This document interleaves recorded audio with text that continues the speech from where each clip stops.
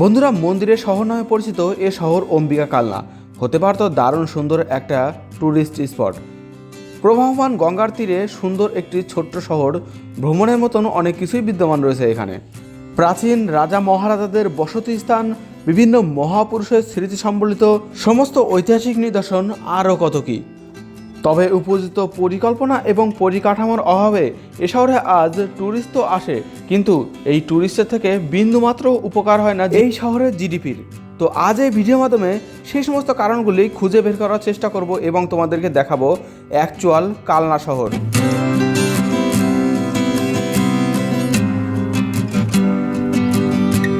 নমস্কার বন্ধুরা, স্বাগতম জানাচ্ছি আরও একটি নতুন ভিডিওতে। আর আমি এই মুহূর্তে রয়েছি একেবারে স্রোতস্বিনী প্রবাহিনী গঙ্গার ধারে।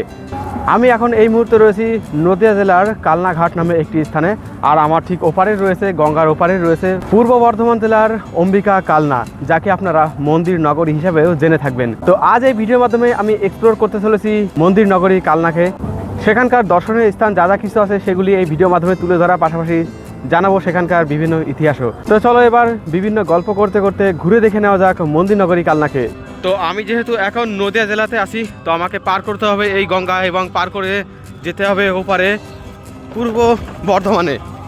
আর দেখো নদীর উপর দিয়ে কত বড় একটা জাহাজ যাচ্ছে। এই জাহাজের পাশেই দেখতে পাচ্ছ যে ছোট ছোট ভেসেলগুলো রয়েছে, এই ভেসেলের মাধ্যমে কিন্তু পারাপার হতে হবে।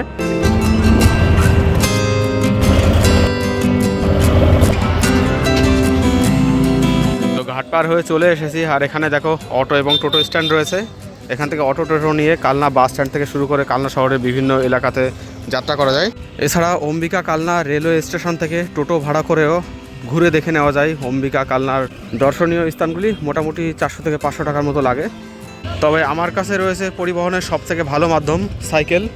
সাইকেল নিয়ে আসার আমার প্রধান কারণ হচ্ছে কম সময়ে যাতে আরও ভালোভাবে কালনা শহরকে এক্সপ্লোর করা যায়। বাই দ্য ওয়ে জানিয়ে রাখি, এই কালনা শহর কিন্তু এখনও সম্পূর্ণরূপে ট্যুরিস্ট ফ্রেন্ডলি নয়। দূর থেকে আগত দর্শনার্থীদের জন্য এখনও সেরকমভাবে কোনো রকম রাত্রিযাপনের ব্যবস্থা এখানে গড়ে ওঠেনি। তবে হ্যাঁ, পর্যাপ্ত ঘোরাঘুরি এবং খাওয়া দাওয়ার জন্য সমস্ত রকমের মাধ্যম আপনি এই শহরে পেয়ে যাবেন। যদিও যানজট এই শহরের একটা খুবই বড় সমস্যা। এই ব্যাপারে আগে আরও কথা হবে, চলুন দর্শন করে নেওয়া যাক কালনার বিখ্যাত সিদ্ধেশ্বরী কালীবাড়ি। স্ক্রিনে দৃশ্যমান এই মন্দিরটি হচ্ছে কালনার বিখ্যাত সিদ্ধেশ্বরী কালীবাড়ি, এক ডাকেই যাকে সবাই চেনে। মন্দিরটি জোড় বাংলা শৈলীতে তৈরি এবং এতে পোড়ামাটির কারুকার্য দেখতে পাওয়া যায়। যদিও আজ রঙের প্রলেপে তার ঢাকা রয়েছে, তবুও কারুকার্যগুলি আজও দৃশ্যমান। মন্দির প্রাঙ্গণে এই খড়গ দেখে ভালোভাবে বুঝতে পারলাম যে এখানে বলি প্রথা চালু ছিল। তবে বর্তমানেও বলি হয় কিনা সে ব্যাপারে যদিও আমি কনফার্ম নই।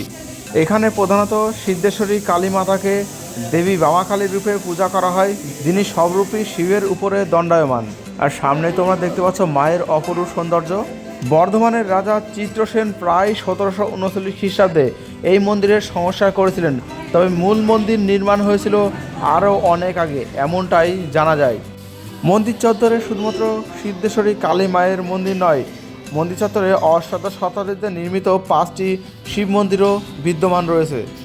এবার মন্দির চত্বর ছেড়ে ধীরে ধীরে এগিয়ে যাব মন্দিরের বাইরের দিকে এবং দেখাবো সেখানকার আরও দৃশ্য। মন্দিরের অপোজিট সাইডে তোমরা দেখতে পাচ্ছ এখানে রয়েছে আরও একটি মন্দির। প্রধানত কাঞ্চন মা বা ছোটো মা নামেই এই কালীমা এখানে পরিচিত। সিদ্ধেশ্বরী কালী মন্দিরের মতন এই মন্দিরেও প্রতি শনি ও মঙ্গলবারে এখানে মোটামুটি অনেকেই আসেন। তবে পর্যটকের থেকেও বেশিরভাগই আসেন পুজো দিতে। এই মন্দিরগুলির বাইরেই পূজার সমস্ত সামগ্রী পাওয়া যায়। এখান থেকে প্রধানত পূজার সামগ্রী নিয়ে প্রত্যেকে পূজা দেয় মন্দিরগুলিতে। এবার এই মন্দিরের পাশের রাস্তা দিয়েই একটুখানি এগিয়ে চললাম গঙ্গা অভিমুখে, যেখানে বড় পাঁচিল ঘেরা স্থানের মধ্যে রয়েছে অনন্ত বাসুদেব মন্দির। অনন্ত বাসুদেব ট্রাস্ট দ্বারা বর্তমানে এই মন্দিরটি পরিচালিত হলেও এর সাথে জড়িত আছে অনেক প্রাচীন ইতিহাস। জুতো খুলে ভেতরে প্রবেশ করতেই প্রথমে নজরে পড়ল এই ট্রাস্টের দ্বারা পরিচালিত মন্দিরগুলির প্রাচীনত্বের ছোঁয়া। মূল মন্দিরটি বহুবার সংস্কার হয়েছে, তা মন্দিরটি দেখলেই বুঝতে পারা যায়। তবে তার সামনের এই নাট মন্দিরটি দেখলেই বুঝতে পারা যায় যে এই স্থান ঠিক কতটা প্রাচীন। দক্ষিণমুখী আটচালা এই মন্দিরটিকে আজ থেকে প্রায় 130 বছর আগে পূর্ণ সংস্করণ করা হয়েছিল, এমনটাই তথ্য পাওয়া যায়। পুরীর অনন্ত বাসুদেব মন্দিরের আদলে নির্মিত এই মন্দিরটিতে জগন্নাথ, বলরাম, সুভদ্রা, কৃষ্ণ, বলরাম সমস্ত মূর্তি প্রায় বিদ্যমান রয়েছে। এমনকি একটি গোশালাও পর্যন্ত এখানে রয়েছে, তবে নজরে পড়ল না তেমন কোনো পর্যটক, হয়তো অনেকে জানেই না। যাই হোক, অনন্ত বাসুদেব মন্দির দর্শন করে এবার চললাম 108 মন্দির অভিমুখে। আর এখানেই যাত্রাপথে পড়ল গোপালজি মন্দির। প্রাচীন এই স্থানেরও যথেষ্ট গুরুত্ব রয়েছে। জানা যায় সম্পূর্ণ পৃথিবীতে মাত্র 5টি 25 চূড়াযুক্ত মন্দির আছে, তার 3টি আছে এই অম্বিকা কালনাতে, এবং এই 3টির মধ্যে এটি একটি অন্যতম সেরা 25 চূড়া মন্দির। যাই হোক, পর্যটক শূন্য এই স্থানে কেউ আসলেই তাকে এই রকমভাবে গেট খুলে ভেতরে প্রবেশ করতে হয়। আসলে কালনার এই সমস্ত স্থানের ইতিহাস নিয়ে তেমন কোনো চর্চা কারোর মুখে শুনতে পাওয়া যায় না। এমনকি যেটুকু তথ্য সমাজ মাধ্যমে ছড়িয়ে ছিটিয়ে আছে তার পরিমাণও খুবই কম, যার জন্য এত সুন্দর স্থাপত্যশৈলীর নির্মাণ থাকার পরেও এই স্থান পর্যটকদের তেমনভাবে আকৃষ্ট করতে পারেনি। যাই হোক, গোপালজি মন্দিরের ভেতরে তোমরা দেখতেই পাচ্ছ রয়েছে ছোট বড় বিভিন্ন আকারের গোপালের মূর্তি, আর মন্দিরের ভেতরের দৃশ্যগুলি কিছুটা এই রকম। আসলে আমাদের বাংলাতে প্রাচীনত্বের যে সমস্ত নিদর্শনগুলি আছে তার বেশিরভাগই বেসরকারি ট্রাস্ট দ্বারাই পরিচালিত হয়। সরকার এসবে কোনো রকম হস্তক্ষেপ করেছে বলে আমার অন্তত জানা নেই, আর এজন্যই মূলত এগুলির এমন করুণ অবস্থা। এত বড় মন্দিরগুলিকে সংস্করণ করতে যে পরিমাণ ফান্ড লাগবে, সেই পরিমাণ ফান্ড যে ট্রাস্ট দ্বারা মন্দিরগুলি বর্তমানে পরিচালিত তাদের কাছে তা নেই, এটাই আমার অনুমান। তবে মন্দিরগুলিতে নিত্য পূজা হয় এটা দেখেই বুঝতে পারা যাচ্ছে। তোমরা দেখো না, এত সুন্দর একটা রিয়ার স্থাপত্যশৈলী, সেখানে না আছে কোনো ট্যুর গাইড, না আছে কোনো ট্যুরিস্ট, এমনকি মন্দিরের চূড়াগুলোর জৌলুসও ধীরে ধীরে কমতে বসেছে।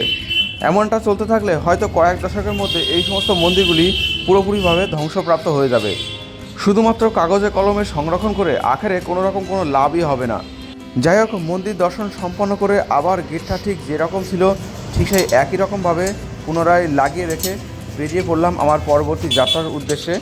আর এখানে রাস্তায় বেরোলেই কালনা শহরের প্রাচীনত্বও ভালোভাবেই দর্শন করা যায়। এখানকার প্রতিটি ইটি যেন সেই সমস্ত ইতিহাসের সাক্ষী বহন করে আসছে। যাই হোক, কালনা চক বাজার রোড ধরে আবারও এগিয়ে চলেছি সামনের দিকে। 108 শিব মন্দির এবং কালনা রাজবাড়িকে সাইডে রেখে আমাদের পরবর্তী গন্তব্য হতে চলেছে সুন্দরভাবে নির্মাণ করা গেটযুক্ত এই রাস্তায়, যেখানে রয়েছে আমাদের শ্রী চৈতন্য মহাপ্রভুর স্মৃতিযুক্ত বিভিন্ন স্থান এবং নিতাইয়ের বিবাহের স্থান। এই রাস্তা ধরে বেশ খানিকটা এগিয়ে আসার পরে প্রথমে নজরে পড়ল বাঁ হাতে এই তেঁতুল গাছ সমৃদ্ধ বিরাট স্থানটি। এই স্থানকে প্রধানত আমরা নিমাইয়ের বিশ্রামস্থল নামেই জেনে থাকি। জানা যায় নিমাই অর্থাৎ গৌরাঙ্গ মহাপ্রভু যখন এই কালনার বুকে পদার্পণ করেছিলেন গৌরীদাস পণ্ডিতের সঙ্গে দেখা করার জন্য, তখন তিনি এই নিম গাছের গোড়াতেই বিশ্রাম নিয়েছিলেন, এবং আজও এখানে তার প্রমাণ হিসাবে গৌরাঙ্গ মহাপ্রভুর পদচিহ্ন যুগলের ছাপ এখানে বিদ্যমান রয়েছে। স্থানটি একসময় খুবই ভঙ্গুর অবস্থায় এখানে পড়েছিল, তবে বর্তমানে এখানে সুন্দরভাবে সাজিয়ে এখানে নিত্য পূজাও হয়, সেটা দেখেই তোমরা বুঝতে পারছো। এমনকি একজন সেবায়িত এখানে বিদ্যমান রয়েছে। আর মন্দির সংলগ্ন স্থানে এই যে বৃহৎ আকারের ডালপালা ছড়ানো নিম গাছটি তোমরা দেখতে পাচ্ছ, মনে করা হয় এই নিম গাছটি বয়স আজ থেকে 500 বছরেরও অনেক আগের, যখন গৌরাঙ্গ মহাপ্রভু এখানে এসে বিশ্রাম নিয়েছিলেন সেই সময়কার। যাই হোক, বর্তমানে এখানকার এই চত্বর দেখতে অনেকটাই সুন্দর।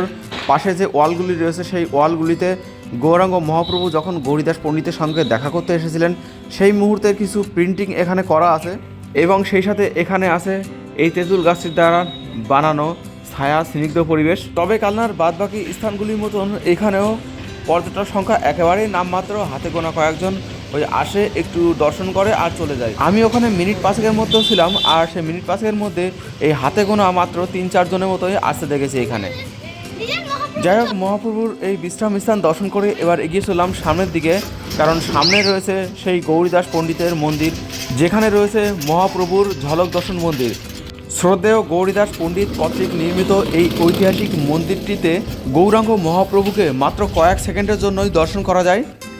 ভেতরে নিম দারুকাঠ দ্বারা নির্মিত গৌরাঙ্গ মহাপ্রভু এবং নিতাইয়ের পূর্ণাঙ্গ মূর্তি বিদ্যমান রয়েছে। এছাড়া রয়েছে গৌরীদাস পণ্ডিতের মূর্তি, রাধাকৃষ্ণ সহ আরও বেশ কিছু মূর্তি। তবে মন্দিরের ভেতরে এখানে ফটোগ্রাফি বা ভিডিওগ্রাফি একেবারেই অ্যালাউ নয়, যার জন্য ভিতরের দৃশ্য আমি তোমাদেরকে দেখাতে পারছি না। তবে যাই হোক, ওই সময়ে আমার কপাল খুবই ভালো ছিল, আমি মন্দিরের ভেতরে প্রবেশ করার কিছুক্ষণের মধ্যেই ঝলক দর্শনের সাক্ষীও হতে পেরেছিলাম।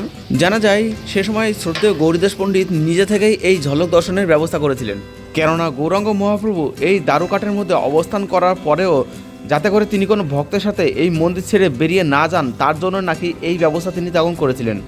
আজও সেই প্রথাকে সম্মান রেখে এখানে গৌরাঙ্গ মহাপ্রভুর ঝলক দর্শনই হয়। মন্দির চত্বরের ভেতরে মন্দির ছাড়াও রয়েছে মোটামুটি আকারের একটি নাট মন্দির। তবে মন্দিরের যে গেটটি, সেই গেটটি দেখতে অসাধারণ সুন্দর, যেমনটি তোমরা দেখতে পাচ্ছ। এবং এই গেটের উপরেই সে সময়কার বেশ কিছু দৃশ্য তুলে ধরা আছে এবং তার সামনেই আছে এই বড় বোর্ডটি, যেখানে এই মন্দির সম্পর্কিত বিভিন্ন তথ্য এখানে লিখিত আছে। চাইলে ভিডিওটি পজ করে আপনারা পড়ে নিতে পারেন। এই গৌরাঙ্গ মহাপ্রভুর ঝলক দর্শন মন্দিরের ঠিক অপোজিটেই রয়েছে গৌরাঙ্গ মহাপ্রভুর দাদা নিতাইয়ের বিবাহ স্থান। স্ক্রিনে দেখানো এই রাস্তা ধরে যেখানে আপনারা খুব সহজেই পৌঁছে যেতে পারেন। আমিও পৌঁছে গেলাম। সামনে দেখতে পাচ্ছ এই প্রাচীন স্থাপত্য শৈলী, এখানেই কিন্তু নিতাইয়ের বিবাহ স্থান রয়েছে। 500 বছরেরও অনেক আগে নির্মিত এই স্থাপত্য শৈলী বর্তমানে প্রায় ভঙ্গুর। মন্দিরের ভেতরে প্রথমে প্রবেশ করলাম এবং প্রবেশ করা মাত্রই ডান দিকে নজরে পড়ল এখানকার মূল মন্দির। এখানেও মন্দিরের ভেতরে ভিডিওগ্রাফি, ফটোগ্রাফি একেবারে নিষিদ্ধ।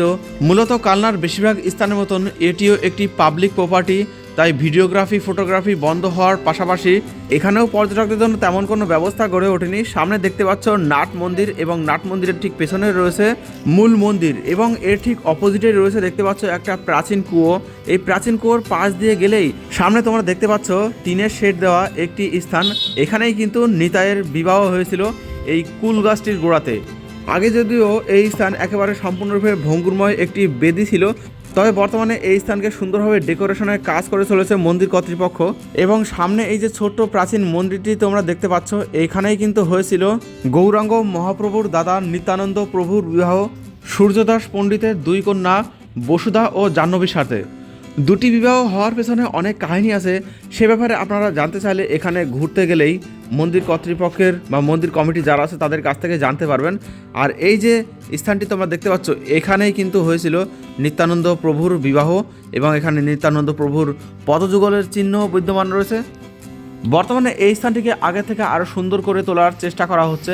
আগে এই স্থান সম্পূর্ণরূপে ওপেনই ছিল, তবে দেখতে পাচ্ছ নতুন শেড দেওয়া হয়েছে, এমনকি ঘরের আকারে পাশ দিয়ে দেওয়া হয়েছে পাঁচিল।